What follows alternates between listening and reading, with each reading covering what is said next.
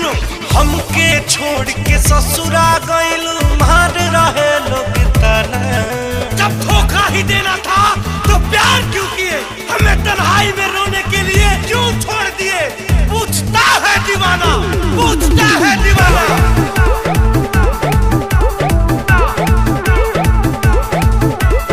है कोई जवाब? है कोई जवाब? तो बोलो जानू जी, चुप क्यों हो? अरे कोई बहाना बनाओ जानू जी, चुप क्यों हो? बोलो बोलो। सुनो, मेरा भाई है सन की। मैंने मजबूरी में ऐसा किया क्योंकि वो तुम्हें मारने की दे रहा था धमकी। अरे बहानेबाज, ऐसा कोई करता है क्या?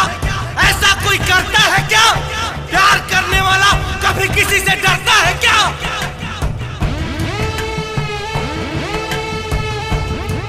तेरा दिया हुआ साड़ी पर का फोटो लगाई हो ATP।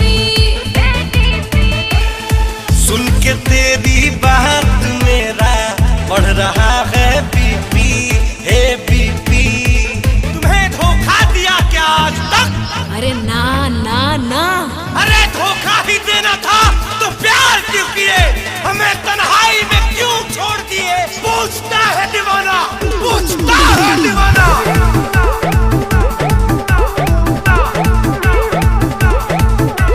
अरे सोचो जरा सोचो, सेंस है ना? अरे अब तो मिल भी सकते हैं, सिंदूर लाइसेंस है ना? जो तूने किया मेरे साथ, क्या वो सरासर नाइंसाफी नहीं था? और फिर जलने पर नमक छिड़कने के लिए कॉल की हो? दिल तोड़ना क्या काफी नहीं था?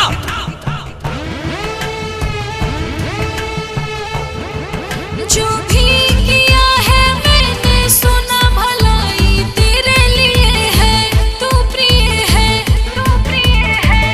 तेरे जाने के बाद फाटल करे जा, मुश्किल से सिए है, खूब पिए है। तुम्हें यूज किया क्या आज तक? अरे ना ना ना, अरे धोखा ही देना था तो प्यार क्यों किए?